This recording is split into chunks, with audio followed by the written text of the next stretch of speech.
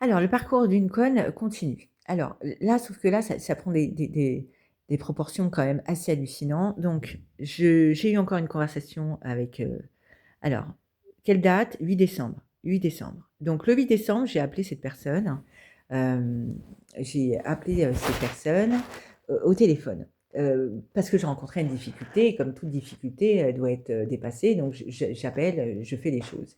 Donc j'ai une personne au téléphone. Au début, j'ai eu une première personne au téléphone qui m'a dit A et donc cette deuxième personne m'a dit B. J'ai demandé parce qu'on a conclu un accord, j'ai demandé à ce qu'un courrier me soit envoyé.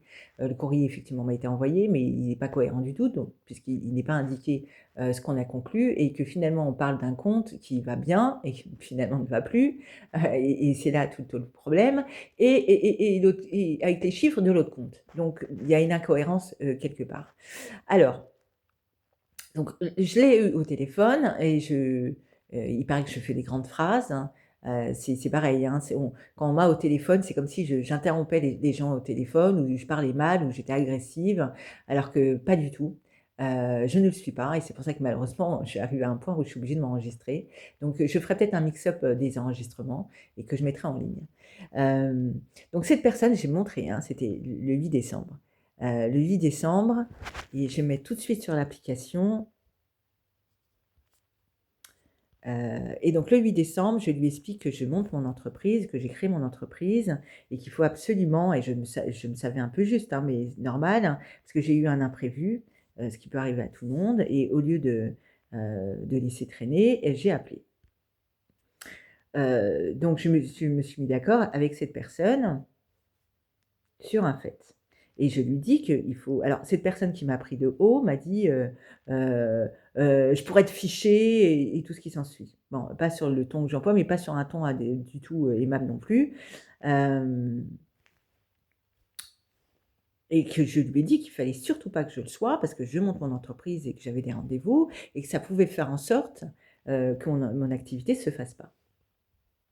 Hein. Et encore une fois, je lui ai dit à Mona Banque, j'ai envoyé mes affiches, pas mes affiches, mais ma pétition que j'ai déjà mis en ligne, pour sensibiliser, comme, j'ai fait une campagne de sensibilisation sur un autre point, aussi également. Alors, donc il m'a indiqué comment faire, donc,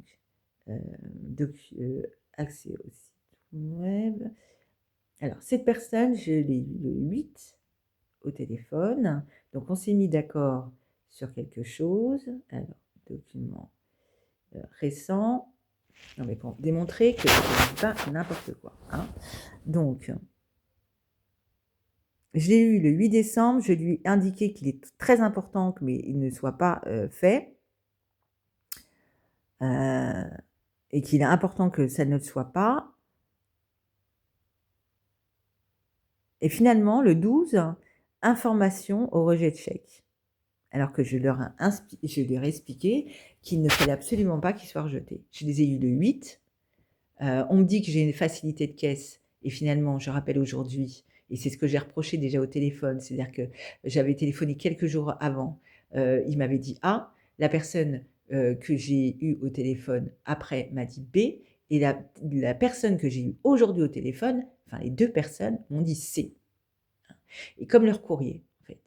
Donc moi, je leur ai expliqué, que mon activité avait commencé et je vais être très embêtée et cette personne avec un ton, très aimable, hein, très éloquent dans sa, manière de parler m'a dit tout simplement, de ne pas m'inquiéter, qu'ils étaient là et que la politique de la banque était d'accompagner les personnes et je lui ai signifié, enfin je lui ai indiqué que je ne pense que non. Je pense que, finalement, ils le sont dans le ton, dans la parole, mais que dans les faits, ce n'est pas le cas. Hein.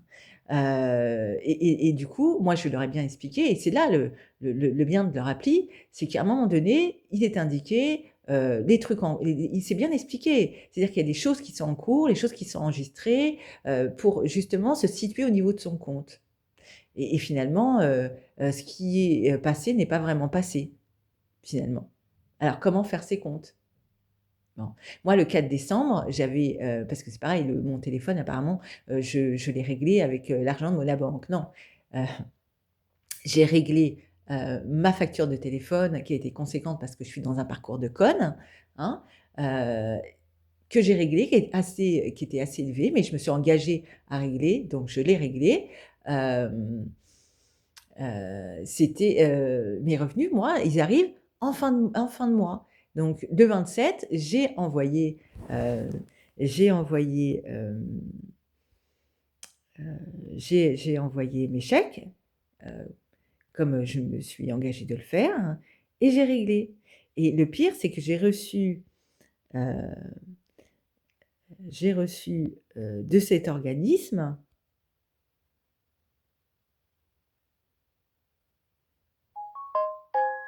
voilà, aussi, je le mets en ligne, hein, donc de l'organisme où j'ai fait un chèque, donc j'ai envoyé, et donc il est indiqué qu'ils ont bien reçu le règlement et qu'ils m'en remercient, et que donc le dossier est clôturé parce que je m'étais engagée à régler, hein, et que finalement, ils se sont empressés de tout rejeter. Voilà comment on veut mettre, en péril une situation, une personne.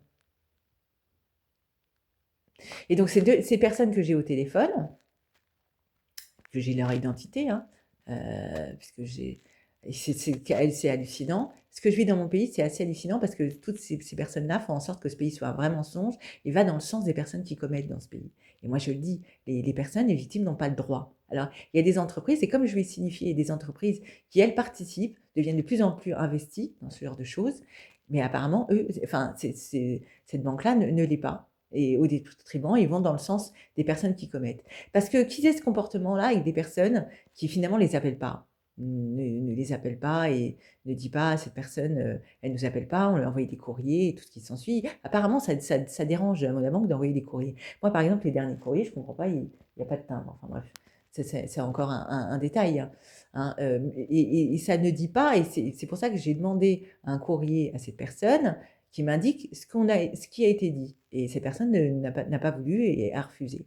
Simplement que moi, je lui ai indiqué qu'il était important, puisqu'ils n'ont pas tous le même discours, qu'il est important qu'il ait indiqué que c'est 90 € par mois, et c'est pas plus, pas moins. Et ben, j'ai toujours pas reçu ce courrier, et au vu de ce qu'il m'a dit, je ne sais pas si je vais le recevoir. Et c'est là quand je dis qu'ils vont dans le sens des personnes qui commettent. C'est-à-dire que, comme je le dis, hein, je le répète, que les personnes n'appellent pas, ils ne répondent pas à leurs appels, ou ne répondent pas au courrier ou à leurs SMS, bon, je peux comprendre, hein. Mais qu'une personne qui appelle à plusieurs reprises et qu'on lui dise A et puis B et puis C et puis B, enfin, à un moment donné, faut être cohérent dans son discours et dans tout ça. Surtout que, dans le but d'une négociation, c'est que chacun, heu heu, soit content. C'est-à-dire que la personne, elle appelle parce qu'elle veut régulariser, parce qu'elle se soucie de sa situation, et la personne, en face, elle a besoin que le dossier soit clos, les choses soient régularisées. Bon, c'est ça une négociation. Et hem, finalement, je suis obligée de rester, je suis aimable parce que c'est ma personne, et là, c'est pareil, hein, et c'est là qui est quand même assez hallucinant, et je lui ai rappelé au téléphone. C'est-à-dire qu'à un moment donné, et c'est quand même bizarre, je ne comprends pas ce qu'ils veulent, ces personnes. Parce qu'ils me font passer pour une personne qui coupe la parole ou qui est pas forcément aimable, alors que c'est eux, qui sont pas, soit pas aimables, ou soit beaucoup, mais finalement qui en ont strictement rien à foutre, et qui décident, finalement d'un peu t'emmerder. Voilà. Donc je vais faire peut-être un mix-up des enregistrements qui démontrent qu'on m'a dit que la facilité de caisse, je l'avais, puisque finalement cette personne m'a dit: «Je vais en référer à ma responsable», et qui m'a rappelé que la facilité de caisse, je l'ai en fait. J'étais censée, la garder, et finalement le mois prochain, finalement non, non, pas du tout. Donc le mois prochain, il va falloir que je paye mon loyer, que je paye tout ce que je me suis engagée de régler, et tout ça, c'est audible, et c'est ça abîmer son pays. C'est-à-dire ce que vous voulez pas admettre, et ben vous l'engendrez, et c'est pour ça que finalement le narcotrafic, et là je parle de narcotrafic parce que j'en suis concernée, et des agressions aussi, et pas que, hein, il y a plus grave, également. Mais c'est parce que tout ça c'est permis, parce que vous accablez la victime à la place des coupables. À quel moment vous êtes conscient de ce qui se passe dans cette société? Moi je l'ai dit, on peut pas les gens ne peuvent pas me demander, et les gens des entreprises, hein, parce que, ceux qui sont dans les entreprises, ceux qui travaillent dans les entreprises sont des gens, hein. Ils peuvent pas dire que l'insécurité, les insécurise, et en même temps la nourrir. C'est-à-dire que c'est eux qui ne sont pas cohérents, c'est ces personnes qui ne sont pas cohérents. Moi, je suis cohérente dans toutes mes démarches que je fais. On dit et apparemment ça dérange. Donc je vais rajouter sur la voie de mes mots, parce que finalement les personnes qui ont donne plus de possibilités, ce sont les coupables. Et outre mesure de ça, les personnes qui ont fait de la prison, qui ont eu des ennuis dans la vie, on leur donne la possibilité de se réinsérer. Ce qui est normal, pensant à la société, parce que finalement, une société où il y a moins de récidives, plus de récidives, c'est la société qu'on veut tous. Donc il est important que ce chemin existe. Mais le chemin des victimes, elles sont où? Depuis quand elles ont des droits, les victimes, dans ce pays? Et quand ces personnes, ces victimes, elles osent s'exprimer, et bien là, ça pose un problème. Donc comme je lui ai dit, il faudra qu'ils s'investissent, surtout que moi j'ai envoyé mes affiches, j'ai envoyé pas mes affiches, mais j'ai envoyé les pétitions pour qu'ils signent la pétition, parce que c'est leur droit aussi. C'est-à-dire que moi j'entends, mais nous on n'est pas des victimes. C'est pas des victimes, mais les gens, avant d'être agressés, ce sont des personnes. Avant d'être des victimes, ce sont des personnes. Et c'est là où cette société va mal, parce que finalement, si tout le monde dit qu'ils ne sont pas concernés, ou on s'en fout, eh ben ça va se perpétrer. Et des agressions, il y en a de plus en plus. Je rappelle qu'une femme, tous les 3 jours, meurt sous les coups, qu'une femme, toutes les 7 minutes, est violée dans le pays, que les agressions sur personnes, je n'ai pas les chiffres, mais ça augmente. Tout ce genre de choses, ça augmente. Et apparemment, ce qu'on me dit, c'est que tu influes ce qui arrive. Ah bon? J'influe ce qui arrive? Je dis juste la vérité. Il faut regarder en face la réalité. Et je ne dis pas que le narco, c'est pas parce que je dis que le narcotrafic, je parle du narcotrafic, que le narcotrafic prolifère en France. Il prolifère depuis des années et des années. C'est une réalité. Que les femmes sont fait violer et qu'il y a 93% des plaintes qui sont sans suite, mais qui sont violées une femme toutes les 7 minutes, c'est parce que je le dis ou parce que c'est une réalité? Moi, par exemple, je dis, moi j'ai besoin et j'ai enfin, mon entreprise, c'est un appui dans ce sens-là. Et finalement, à cause de leur participation, ça n'allait pas aller au bout. Donc finalement, à juste titre, je le dis, tout le parcours, tout ce qui est judiciaire, ne jamais être abouti. À cause de quoi? À cause de personnes qui entendent ou qui ont entendu. Et qui fait que le ménage dans ce pays, ce ne sont pas les narcotrafiquants, ce sont les victimes.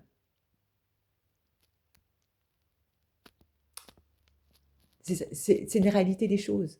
Une victime, parce qu'il y a un souci d'acceptation. Et moi, je n'ai jamais accepté. C'est vous qui avez accepté. C'est vous qui acceptez avec vos faits, vos gestes et vos paroles, vous le dites. Une victime n'accepte jamais, elle subit. Il n'y a pas d'excuse valable, pas d'excuse pour que les coupables restent dans l'impunité et pour accabler une victime. Donc je ferai sûrement un mix-up, enfin un mélange, des enregistrements. Non, parce qu'on me dit d'aller à l'Action Logement, enfin, ce genre de choses. Non, quand la victime devient un problème dans un pays, une victime n'est jamais le problème, c'est toujours les personnes qui commettent. Ça, c'est une pensée. Moi, je le dis, dans ce pays, on néglige la pensée. Avec la pensée, on peut faire beaucoup de choses, on peut détruire. Et ce pays, il n'est pas on n'est pas fort, un pays n'est pas fort, il est affaibli parce qu'à travers une personne, on peut attaquer ce pays. Parce que ce pays, dans sa pensée, il est attaqué puisque ça devient un problème de dire ce qu'on pense, ça devient un problème la liberté d'expression. Tout ceci, c'est un problème. En même temps, je le dis, la liberté d'expression, elle a des barrières parce qu'il y a qui se soulèvent, parce qu'il y a des choses qui sont dites, qui sont pensées, qui ne devraient pas l'être. Et c'est un scandale. Donc, je ne suis pas plus intelligente je suis pas plus intelligente qu'une autre. J'ai ma façon de penser. Il n'y a pas besoin de faire des grandes écoles pour avoir les pensées que j'ai. Et il y a beaucoup de personnes, et notamment des femmes, qui participent à ce genre de choses. Ce phénomène de parole qui fait que ça abîme beaucoup la victime. Et finalement, la victime, elle dérange. Donc la question, c'est combien de victimes se sont suicidées dans ce pays, dans l'anonymat, avec le comportement de parole, de ce genre de principe. Vraiment